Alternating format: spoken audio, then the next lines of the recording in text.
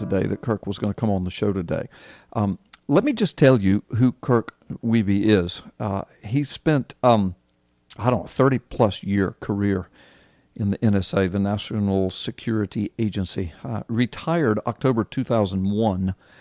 And during that 30-year career, he led a team of analysts, received all kinds of citations and awards, including received the Meritorious Civilian Service Award, which is the NSA's second highest honor. And he got that for some very, very important work he was doing on some foreign strategic weapons systems. And then in 2002, a year after he retired, Kirk WEBY and two other NSA retirees, I'll get him to tell you their names and everything, and a former senior staffer on the House Intelligence Committee, they attempted to blow the whistle about the NSA's illegal collection of information on innocent U.S. citizens. And despite talking with several different congressmen on the House Permanent Select Committee on Intelligence, and despite sending a letter about the matter to the Chief Justice of the Supreme Court and the U.S. Other officials in the U.S. government, the government didn't do anything, and no one was held accountable. Now, that was back in the early 2000s. Come up to where we are now. Look what's in the mainstream news. Spying on Trump and his officials before the campaign, during the campaign. You know about the Sheriff Arpaio investigation. Mike Zullo, we've had him on here. Mike and I have been on many shows around the nation talking about all the information they collected, the CIA whistleblower that came to them years ago telling them that this was going on. Well, this guy, Kirk WEBY, that we're going to bring on, he was instrumental in building and in developing that software. And he's going to tell you about it, and he's going to tell you that what Mike Zullo and I have been telling you for years has been accurate, it has been true, and he's going to give you the inside scoop on it and the stuff that he's been trying to get out because the government won't do anything about it. And I'm going to tell you what, Kirk, I'm just going to bring you in, and I just got to say this, Kirk, that's what's been infuriating me, my friend. As I'm watching the news, I'm watching these congressmen go to CNN and Fox and parade around saying, we're just flabbergasted by what's going on. Upon Mike Zullo and Sheriff Arpaio and I, years ago, they had this information. And we've been telling people, yes, Donald Trump was spied upon. Major media figures were spied upon. And I guess you know about the software. And so here we are. Do you have the same anger when you watch these guys, Kirk? Oh, Carl, by the way, thank you. Good evening to you and to your audience. It's wonderful to be with you. But I was just taken aback by your wonderful lead in there. People would say, my God, that man's emotional. We need more people to get emotional about this. It's real. We're in the constitutional crisis of our age. Yes. There has never been an attack on the pillars of government like there is going on inside our intelligence community. So you would call this earth-shattering? Oh, at a bare minimum. Or universe-shattering. See, that's what Mike Zullo said years ago when he stumbled across this, because he was involved with Sheriff Arpaio, of course, you know, his lead investigator, investigating the Obama fraud case, which is another whole topic. We're not going to get into that unless you want to. But in the midst of that, a CIA whistleblower comes to them and says, oh, well, you want to know about the birth certificate? Heck, I got more than that for you. And he starts unloading on them the kind of stuff that you know firsthand and in great firsthand detail. And you know, and Mike Zullo said, listen, we've uncovered earth-shattering information. And people mocked him. They still mock him for it. But you're saying you were involved in developing it, and it's more than earth-shattering, right? Let me hush. You talk. I'm sorry. I am emotional, but people want to hear from you.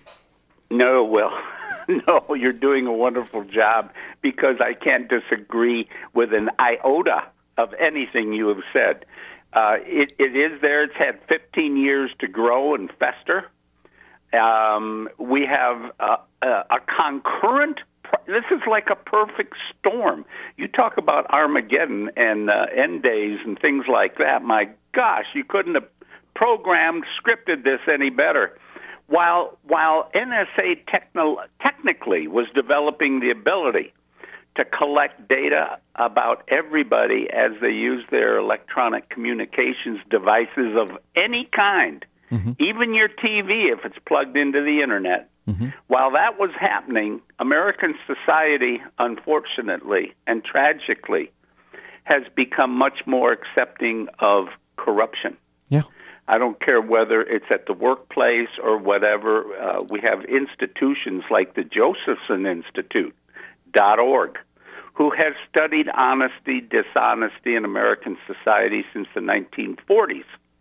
And whereas it was 80% honest, 20% dishonest 60 years ago, that has flipped.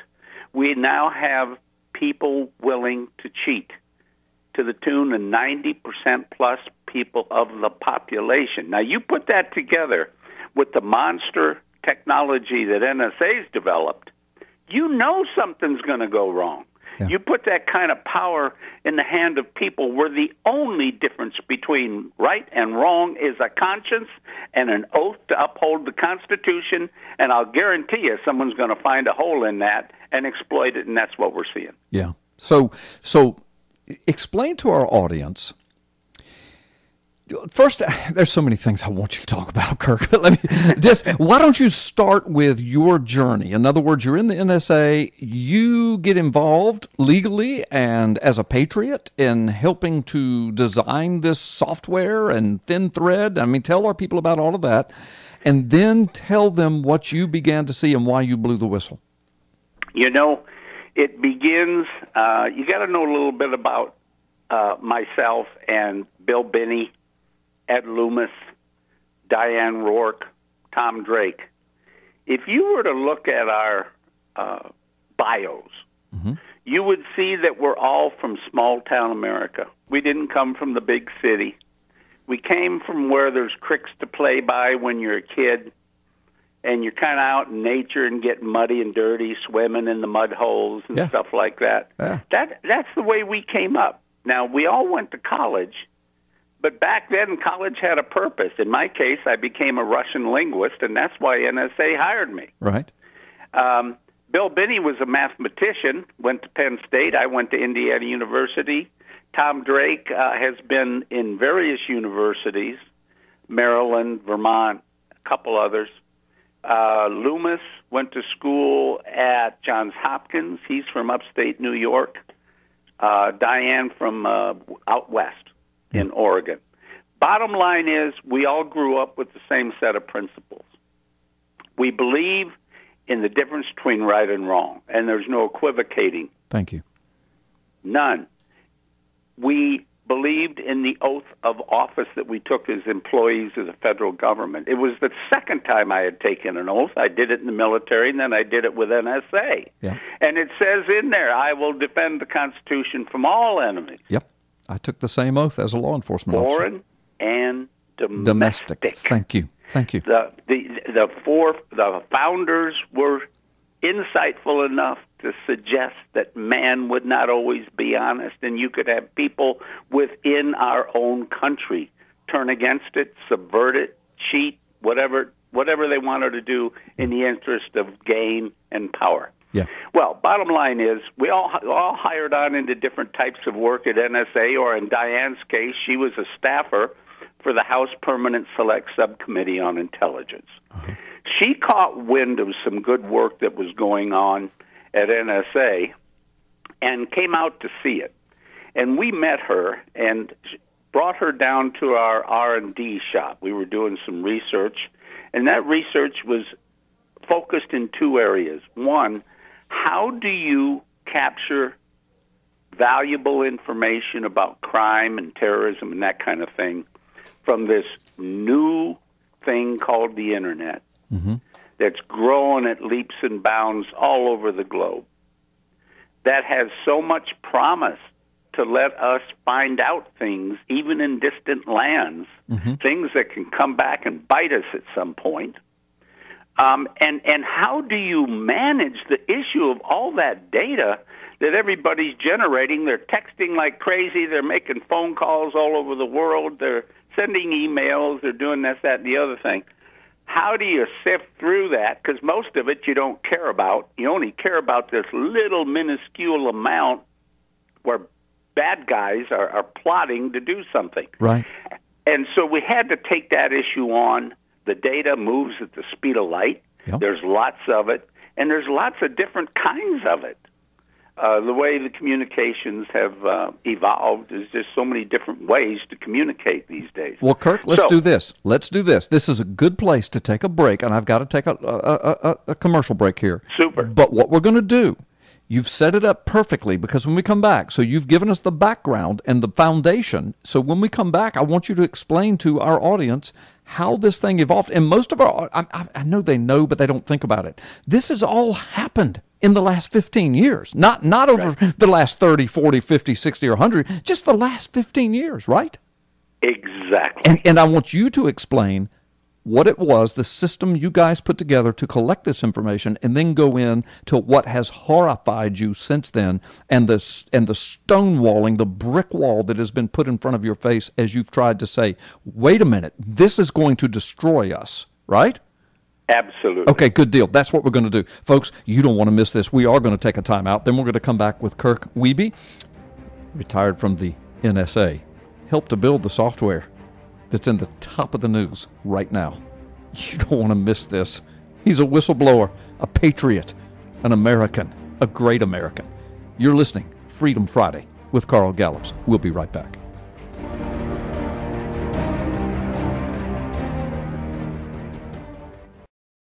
Stuck in traffic and sick of normal radio programming? Yeah. Not anymore. Are you serious? Turn it up. Personal file. He was giving them the business. Say what? Now that's official. And now, the Commander-in-Chief is back. Freedom Friday with Carl Gallups, the Oval Office of Gulf Coast Talk Radio. Yeah, welcome back, Gulf Coast. Welcome back, America. We are back, broadcasting live in the Oval Office of Gulf Coast Talk Radio. J. Kirk WEBY worked as a senior analyst at the NSA from 1975 to 2001. Kirk and two other NSA agents, and they helped to, well, they put together, I'm going to let him tell the story, but they put together the software that's being used today by the NSA to spy on American citizens. But he's been a whistleblower for several years now, and trying to explain how the program is being used illegally and on purpose. And so you don't want to miss what's coming next. So Kirk, you were telling us, and if I say anything in introduction or whatever, if I say anything wrong, you just correct it. It won't hurt my feelings. We try to be as accurate and truthful here as possible. But that was the information that I gleaned about you and what you're doing. But the bottom line is you had just developed the foundation to you being involved in the NSA and with these other folks, and now you were getting ready to tell us. So we enter into the information age, we enter into the internet age, which is like 15 years old, and it's ubiquitous in the last 15 years, and you guys are understanding that, man, this is a good way to find out who's trying to destroy us. I mean, because now we can look at people all over the world. So you guys got to work developing some stuff, and you take it from there, Kirk. Well, and it was something that was terribly needed because the traditional targets we had been aware of, bad guys, were dropping out of the radio spectrum and going into the spectrum, if you will, of the Internet. Mm-hmm. So we had to be able to adapt and adjust if we were going to try to maintain any continuity. Well, so we developed this prototype, a proof of concept to say, here's a way to do it. And what it would do was gather the data, not all of it, because this was a prototype. It took a sliver, mm-hmm. a nice hunk. I shouldn't say a sliver. But the name of this device was called ThinThread. ThinThread. Because we did not want to infer that we were going to look at the whole Internet. We were going to look at a sliver just to prove the concept that the approach would work. Uh-huh. And we did that. But we didn't leave it as just collecting data, which would include Americans and allies like British and Australians and, allies, friends of the United States. We worried about privacy when we did this. So we implemented a privacy protection engine that would isolate Americans, things coming from allies. First of all, they get in the way of analysis. You don't want to make your effort to sniff out bad guys difficult by putting a lot of innocent people in front of it. Yeah. So it pays to get rid of those people in terms of data that you have to look at or want to look at. So we built a filtering system that would not allow Trump's or anyone else's emails or phone calls or whatever to go forward into the analysis process, so no human being could defeat the Fourth Amendment of the Constitution because they felt like it. Right. So we got rid of that, and we let the other stuff that was fodder for analysis go forward and for analysis. Now, we were successful. People said, wow, look at this. Look what's happening. We invited people in. Diane Rourke came in from Congress and said, this is the best work NSA is doing right now. And it's timely. It's meeting the technological change. We're in the year 1999, 2000 time frame. And so she began to talk it up downtown. Now, once the word got around that Congress was interested and that we had something going, we started running into resistance. We ran. Now, imagine this. Explain. What kind of resistance? What do you mean? Upper management was pushing back. They were pushing back, and we were scratching our heads saying, why are they pushing back? Now, let me give you an example. We had a demonstration for the deputy director of NSA, a guy by the name of William Black. He was General Michael V. Hayden's deputy director. Okay. We invited him down to show him what we had done. This was in 2000. He said, his reaction was this. I sat there, and I remember this distinctly. He said, my God, you have made huge breakthroughs. Why are you being so modest about it? Well, we hadn't been modest. It's just that in an organization of tens of thousands of people, it's hard to be heard on the 12th floor when you're down in the basement. Been there and done that. I understand. You know, people like to interfere. They're jealous.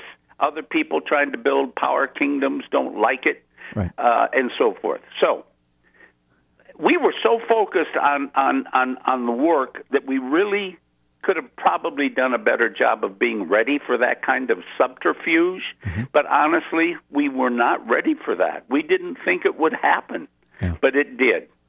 And this guy named Michael V. Hayden did not care what we had done. In fact, he told Bill Black to shut up about it, not to talk about it ever again. And we were told by Hayden, ordered not to tell anybody else about it. Now, who was Hayden?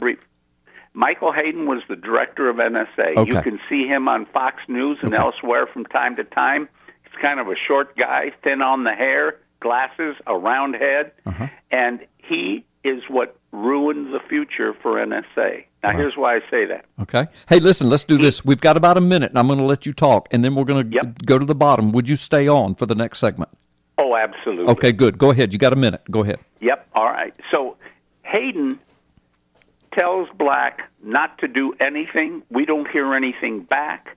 It's like we're floating on an island and no one seems to care about this thing. We are bewildered, literally.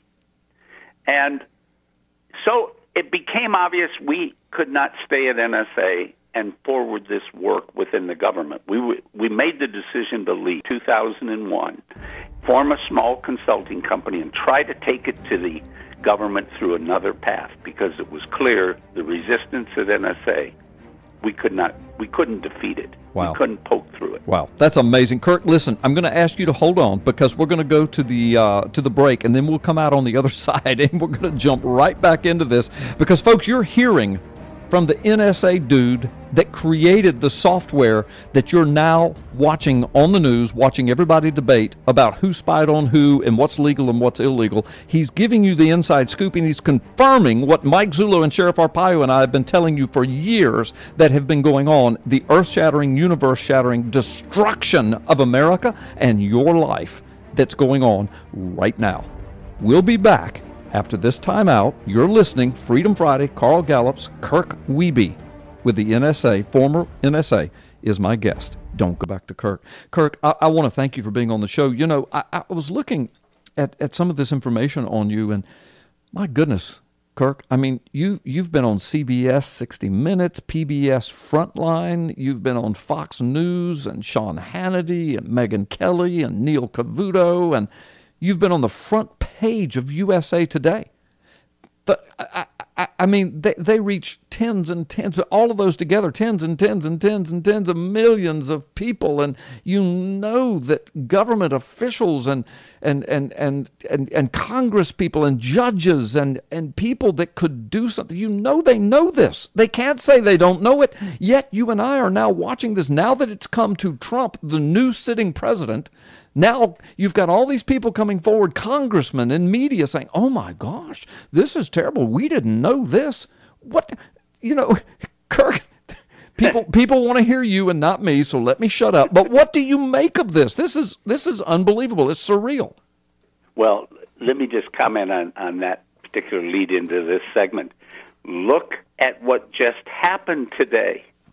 And I'm not talking about the fact that we bombed or cruise missiled to the tune of, 60 cruise missiles Syria last night, or that we have the biggest constitutional crisis in the history of the nation in our laps with this monitoring, illegal surveillance of Trump and his people. And what does Congress do today?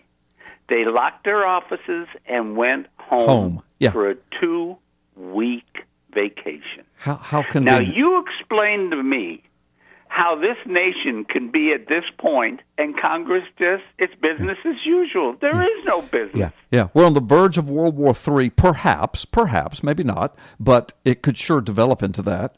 And a constitutional crisis, as you've said, a spying crisis, that is the constitutional crisis, that affects every one of us, but particularly people has the potential of burning down to the foundation overnight, and they take a 2-week vacation and go off. Well, that's exactly right. And I'll bet you 99% of your listeners, your regular listeners, would not leave work if there was a fire in the bathroom. They would not walk out, get in their car, and drive home. Right. That's a good analogy. No, that's a good analogy. Yeah. It's amazing. It's just amazing to me. So, back to the story. Yes. So, Hayden and upper management resist us. We don't know why. Well, we found out why months later. And the fact is, looking back, Hayden came in with an agenda. He already knew what his job was, and it wasn't to forward our prototype into the fight. It was to modernize NSA, in his definition, through something called Trailblazer. That was the name of the project, and it involved billions of dollars. Long story short, it lasted up until the early weeks of 2005, and it was declared an utter failure. And what was the purpose of Trailblazer? How did that work? What was that about? Trailblazer was to move NSA into the posture that I had talked to you that we were trying to do with ThinThread. We were trying to leverage information from the Internet, the vast volumes, the speed, the global reach, all of that, manage the data smartly, get intelligence out on the street. In other words, use it in the most positive way possible for the country and our allies. Right. It failed. 4 years of money and rewarding big contracts, rewarding companies we've all heard about around the Beltway of Washington, D.C., like Scientific International, SAIC, like Raytheon, like Harris Corporation, Boeing, you name it. All your typical Beltway bandits who love government contracts but don't always deliver. In fact, usually deliver something. Well, look at the F-35. How long has that been going on? Yeah. So anyway, a lot of people got rich in that 5 years, but the bottom line is NSA went deaf to the threats in foreign lands because they blew it. They blew it completely. Upper management was warned that if they took the path they were planning on taking, when they could have had ThinThread underneath their nose, could have been their trailblazer, their modernization effort. It was there for the taking. Somebody said, no, you got to spend money on contracts to big business. Mm-hmm. This is often called the military-industrial complex that Eisenhower warned about in January of 1961 in his farewell address to the people. He warned of this very thing. I have the 14-minute segment in which he does that very thing on my computer. Yeah. And here we are living it in spades. So corruption has taken over. It's all about money. They sold out the security of the nation for $1. Yeah. Kirk. That's exactly what happened. Now, we see this. We make a failed attempt to take it to other parts of the intelligence community. We get into a contract with Boeing. We make a huge discovery in a data set they gave us to work on that was from a secret source. We made a big discovery, and once we made that public inside the organization and the intelligence community, they shut down our contract. They shut it down. Now, and we're looking at each other saying, what is going on? Yeah. They pushed back at NSA. Yeah. Now we make a big discovery, and they don't want to hear it, yeah. and they terminate our contract. That would be... We're stubborn. Yeah. We go over to Department of Homeland Security and make another discovery, and they stop that one. Even though it leads to the arrest of 8 guys down in your neck of the woods in Florida 2 years later, importing electronic components to build IED triggering devices against our troops and allies in the Middle East. All right, so let me just stop, and I want our audience to take a breath because their hair has been pinned back. And I want to give an analogy at a much smaller level, a microcosmic level, that I think will help folks understand. And then I'm going to come to a speculative conclusion, and you can either agree or disagree after you shoot your dog. Shoot your dog. Go ahead and shoot him. Yeah. And anyway, yeah, we heard. No, I'm kidding. I know you love your puppy. But anyway, so Kirk, here's the deal. And I want our audience to hear this. All right, most of my audience knows I spent 10 years in Florida law enforcement, 2 different sheriff's offices. And so that would be like if I was investigating, say, a murder case, and I make groundbreaking discoveries in the case. I lift some fingerprints. I get some blood samples. I get some information and some eyewitnesses. I put some things together, and the next thing you know, I have a case that's unbelievable. I take it to my superiors. My superiors shut it down. I take it to the state's attorney. They shut it down and ignore it and hide it. There's only a couple of conclusions why that could be. One conclusion would be that my case was total trash, but I know my case isn't. The only other conclusion you can make is that somehow these upper-ups are complicit in this, right? Exactly right. It is exactly that scenario. By this time, we're knocked back onto our feet. We're not believing what's happening. The country seems to have turned upside down. Our government doesn't want the truth. Yeah. And how many different agencies did I just touch? I know. 3 major parts of our security apparatus in this nation, and nobody wants to hear it. I know. And Kirk, I want to remind the audience, and I told you off air, and I'm going to do this very quickly. Mike Zullo and I went to Washington, D.C. We went to CPAC. We met with congressmen privately in their rooms and their staff. We went to the Capitol. We met with Jeff Miller, our district representative for years in this area, with his chief of staff. We met in the Capitol building. We sat there for an hour. Mike Zullo opens his briefcase, shows them what we had back then, and then subsequently Mike came across even more stuff, and the CIA whistleblower showed them. They were dumbfounded by it, said, oh my gosh. They asked me, Carl, can we meet with you and Mike Zullo back in Pensacola when we come home? Yes. We got it all lined up. Mike Zullo gets a plane ticket. He rents motels. He rents automobiles. And then I get a phone call from the chief of staff, Dan McFall. And this guy, Jeff Miller, was on the Intelligence Committee. And this phone call went something like this. These are not Dan McFall's exact words, but the message was, we don't remember meeting with you, so therefore our meeting that we had planned will not take place. It was surreal, Kirk, surreal. And I had the whole email chain of them saying, can't wait to meet with you, looking forward to getting the information, yada, yada. And they had the audacity to call me up and make me think I was trying to make me think I was losing my mind or I was some kind of a liar. And it hit me. These guys are either complicit and or they're being threatened. Something is happening that's corrupt and deep and dank and dark. Absolutely spot on, Carl. Spot on. And that is the inexplicable situation. Now, what your listeners and the American people don't realize, while whoever is playing these games is playing them, and we're wondering what's going on, the security of the nation is absent. Yep. In other words, how many people died in 9/11? 3,000. How many more died at Fort Hood? How many more died at Boston? How many more? And you can go through the list. What will it take to get the American people to bring pitchforks and baseball bats to the halls of Congress and demand that these guys do their job? Fact, Bill Binney, Tom Drake, and I were all invited to talk to the European Parliament. The European Parliament and the Civil Liberties Committee of that body about this very issue and the idea of mass surveillance of all of us. And I'm really worried about the innocent people. I'm not worried about the bad guys. But I'm talking about they're sucking up everything. They won't tell you that because that's the dirty secret. Now, the only time in history when nations have done these kinds of things, it was to control the population. Yeah, and or to dismantle the nation. Exactly. Yeah. So who's behind this? Now, people say, how do you know they're collecting everything? Two big bodies of evidence.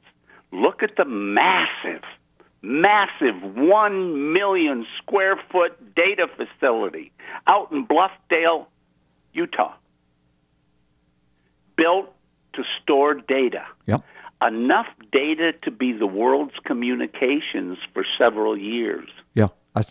I've seen that. You know, I've read the articles. And now they're building another one, 2.88 million square feet in NSA's backyard on Fort Meade, Maryland. Good gracious. So I hear you, man. Listen, we got to take a time out. When we come back, we're going to pick it up here. Plus, I want you to talk to us about the ineffectiveness of the two congressional oversight committees that are supposed to be protecting us from these kind of programs, but we're getting stonewalled. Okay, Kirk? Absolutely. All right, good. I want to talk about that. Folks, Matt, we got to have Kirk WEBY back. Do you agree? We got to have him back.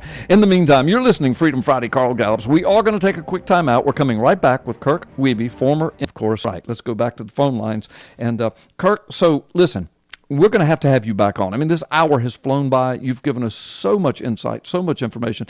And you know what? If nothing else, I don't care if no one else appreciated what you did today. You have vindicated me.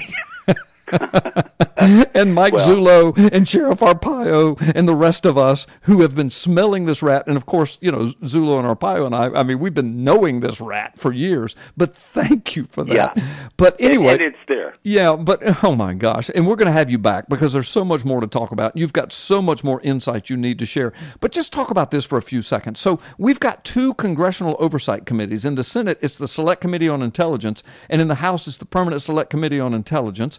And they're supposed to be watching over these programs and watching over the best interest of American citizens and people like Citizen Trump when he was spied upon and Citizen Alex Jones and Citizen Michael Savage and all these others that we now know and many others. But apparently they're hugely ineffective. What do you think about that?